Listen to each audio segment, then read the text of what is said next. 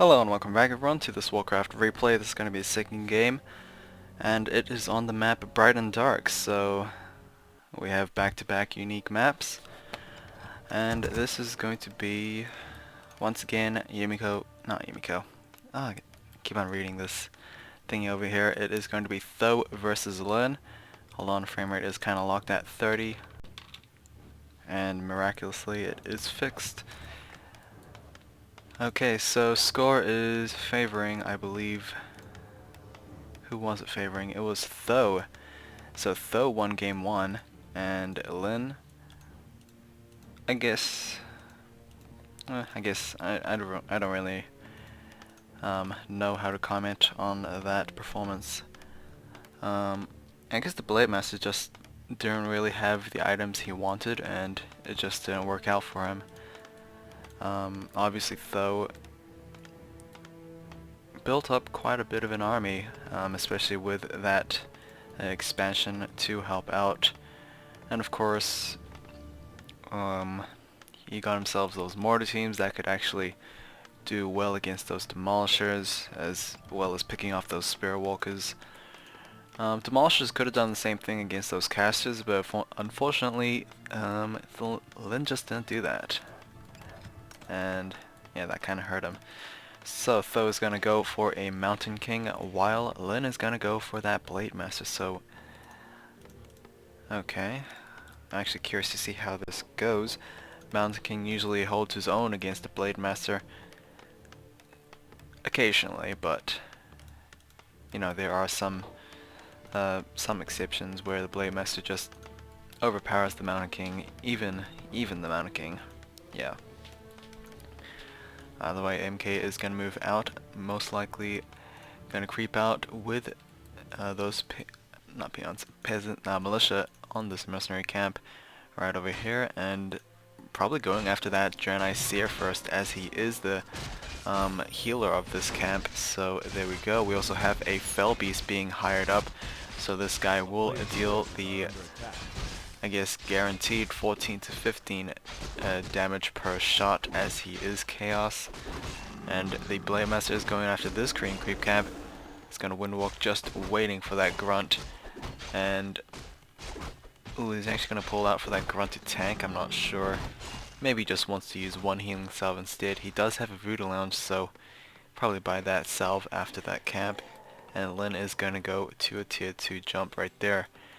Tho, how I believe he will stick tier 1 and probably expand very soon. Bright and Dark is usually a map where taking both your expansions are actually, how should I say it, rewarding, as the risk is just much more lower than it usually is in other maps, as, I mean, your army can just easily walk between your bases right over here unless they get intercepted, and of course towers can just hold off the enemy attack until reinforcements actually arrive. And Blade Master is moving out. He did sell that TP scroll and got himself 2 circlets, so I believe one of them were picked up from a camp, or he might have actually purchased them from both merchants. Either way, Blade Master's Windwalk will actually expire, revealing himself, and possibly will steal that great Voidwalker. I'm not sure. He will not, as the Mountain King was able to get that Stormbolt off, and the Blade Master was a little late on that Jack as well.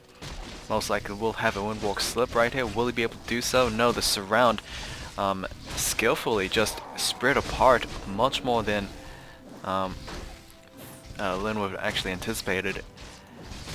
And yeah, the grunt will be able to be taken down, but that Draenei was killed off, but the item was picked up. Both items were picked up from that Mountain King. It is going to be a Cloak of Shadows and a Wand of Lightning Shield. Blade Master is taking quite a bit of damage himself, but the Mountain King does not have a Dust Appearance to chase him off. Fell Beast is the one going to be doing the chasing, but will it actually kill him? Not likely. Looks like we're going to go for that expansion, like I said. Tho is, he kind of has the resources to mass build that. And here we go, Blade Master, what is he going to do? Is he going to go after this Footman? And yes, he is going to go after that Footman. He will get to level 2 with that killing blow. Of course, the Draenei Disciple was actually starting to heal him, but he was out of mana. Blade Master's still running around. He does have another full stack of healing salve, so probably could go for another harassment, but who knows if he'll have the mana for another Windwalk. We have a second Disciple right here. However, these guys are kind of, I guess, lacking in mana. So, yeah, maybe, I don't know, maybe Tho just needs to get those normal priests up. Either way, we have a Shadow Hunter on the way, nearly done as well. A Bestiary and Sparrow Lodge has been placed down, so probably the same composition from game 1.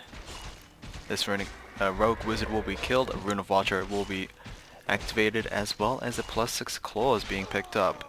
So far Blade Master has much more better items than he usually had in game 1, as he has +10 attack damage currently at level 2. Mountain King is nearing level 3, probably will get that after that Voidwalker, there we go. And of course this Blood Fiend will be killed, and a Talisman of Evasion will be picked up, so I guess it's a good item. We're gonna have that Fell Beast being hexed and probably taken down. No way he can escape from that, and that will be 1 kill. So Talisman of Evasion is gonna be kept. It's certainly a very, how should I say it, random item, I guess. The 15% is not exactly a glamorous percentage to rely on, but maybe he might just keep that. No idea what Tho is actually waiting for. Probably a Zeppelin, but I'm pretty sure it would have already been available, as the Shredder is also available as well. Unless Tho is actually waiting for another Shredder, which I'm actually not entirely convinced that he should be sticking his entire army there. Either way, Lin is going back to creeping. He is going to clear out this orange creep camp right here and reach level 3 on that Blade Master, and most likely level 2 on that Shadow Hunter, so yep. Oh, apparently he was waiting for a reveal, and of course the Zeppelin as well. Really, I have no idea. I honestly thought that the Zeppelin would have been available right now. Either way, Blade Master is going to move out. He does have a Sentry Ward available, so most likely we'll place that down over there. And he's placed down a Sentry Ward over here, just in case his opponent goes after his currently constructing expansion. Okay, looks like this Peon will not be able to finish that farm, but Lin's Blade Master is not going to go and force that cancel at all, so looks like Tho did pick himself a Greater Voidwalker, and it looks like he is establishing himself a second expansion. So, like I said before, prior to this, I guess, beginning, that both expansions are really easy to actually hold, and it looks like this Blade Master is going after this Demonic Gate, and most likely will spot that expansion being constructed. Towers are being upgraded, but they will not be there in time, as the Blade Master will get himself some easy shots off on these peasants. Meanwhile, the Mountain King is going after this Maiden of Pain. There we go, the Chain of Lightning and Silence right there, so the Mountain King will not be able to stun that Maiden of Pain for some time, except for those bash procs as well. Medallion of Courage has been dropped, so that is Strength and Intelligence, a great double attribute item for that Mountain King. Blade Master is going after these guard towers. That was an arcane tower, but will be taken down. Zeppelin is on its way. Mountain King most likely will get off a... Oh, actually, wow. Deceiving his opponent by sending a Zeppelin that is actually empty, so... Wow. So this might mean that he... Though might go for that expansion. I'm not sure if he actually scouted that expansion, but he can most likely assume that it does exist.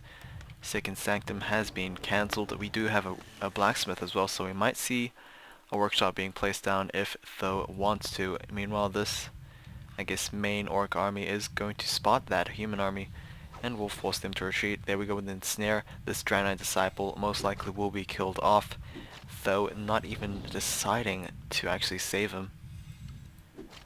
Unfortunate. There we go. And Greater Void Walker will be ensnared, but a TP scroll is going to be forced from that Mountain King. Mountain King will spot that Troll Bat Rider, but most likely no Wind Riders at all, so that might just be a stray just for that Zeppelin, but who knows. Where's that Mountain King at? Probably in here.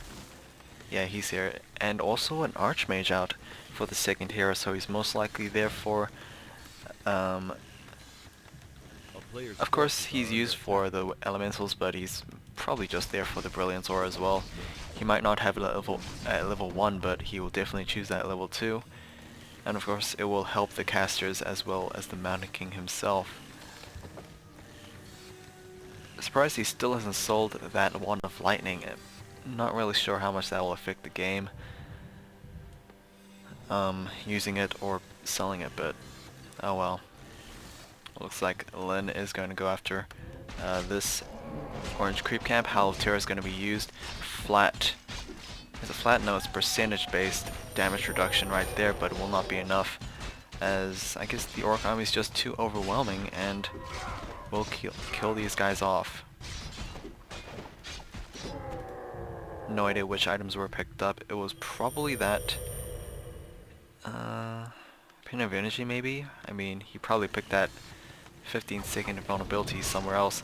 Either way, we're going to have an ensnare on these casters, and we will probably have an engagement very, very soon. Hex is going to be on that Greater Void Walker, but he will be able to, I guess, survive for quite some time. Chain Lightning is going to be used. One Sorcerer is going to be taken down from a surround of those Raiders and Grunts. Healing Wave is going to heal those units back up, and a Storm Bolt on that Blade Master. He does have a healing scroll and will use a scroll, a speed scroll, and is going after that expansion. So, those got to beware. I'm not sure if he has a TP scroll available. Ivory Towers, he does have a TP scroll, but I think he's just going to forget about his opponent, his second expansion. So, probably going to go after his opponent's expansions, or maybe his main base, who knows. Either way, the guard towers are focus firing. That Spirit Walker build will not be enough, as he will be able to run away out of range, and Tho still hasn't started attacking. I mean, there is absolutely no defenses right here, and he could force his opponent to get that TP before, this expansion will be destroyed. Last tower will be taken down, but Ivory Towers are going to be placed over here. 2 guard towers and an Arcane Tower. I'm still wondering why Tho hasn't gotten himself Magic Sentry yet.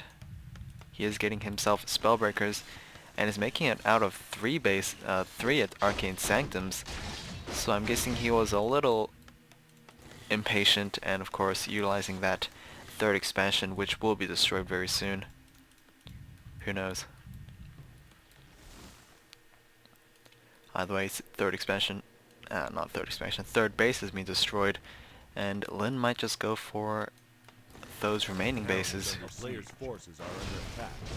Oh, looks like a couple of units were actually pulled off to fight this battle, and here we go right here. Spell Steal from those Spellbreakers are going to steal those Spirit Links, and we have 3 Spirit Walkers right over here. I'm not sure what they're doing, but they were greatly needed in this fight, as this single Spirit Breaker cannot support this entire Orc army. I mean, maybe he can, but he can be picked off so easily. Blizzard is coming in, so okay, so Blizzard has actually been chosen as this ability of choice, which I don't know. I didn't really think Tho would go for an harassment type play. I thought he would go for more of a support role, but player's forces are under attack. Oh well, surprised me. Sorceresses are actually in the back. If they could get picked off, that would kind of change the course of this battle. town is under siege. but Tho is going to realize it. Ensnare is going to come in, and most likely these sources will be taken down one by one. Blade Master, just so much damage already. 2 guard towers and an arcane tower. We also have Magic Sentry finally being researched, as well as Tho surprisingly over high upkeep, so he's going to be losing, Player's forces are under what is attack. it? 6 gold per trip, so he's only getting 4 gold per trip, so yeah, you can see why high upkeep is not really that recommended. Either way, it looks like Lin is going to go after those towers. He does not have any demolishers, and of course the Blizzard is just not doing so I guess it's not doing well by Lin. No means by that. Skull of Beast is going to be used. Mountain King also has that greater healing potion available, so he will be able to use it very, very soon if he is in danger. Spirit Walker's Coda Beast has been taken down. Blade Master still needs to get into this fight, is trying to take care of that guard tower, which will be destroyed, and of course they will start fighting. Brilliant Sword is available for the casters now, and Blizzard is just continually being casted. We're going to have a Troll Berserker being taken down very soon by Tho, but Lin is going to lose himself a Blade Master, and this is not going to look good at all. This really is not good. Tho is slowly pushing his opponent back, and of course will most likely destroy the rest of the army. We also have a single Spellbreaker coming in, but he will most... Sorry about that. Yes, Tho still won. So yeah, this is... well, I guess it was a fairly good game. Tho just showed how powerful he can be when he gets himself at least that second base, and of course just overpowered Lin. Either way, this is going to be game 2 of this Best of 5 series. I'll see you guys in game 3, and let's see how this will turn out.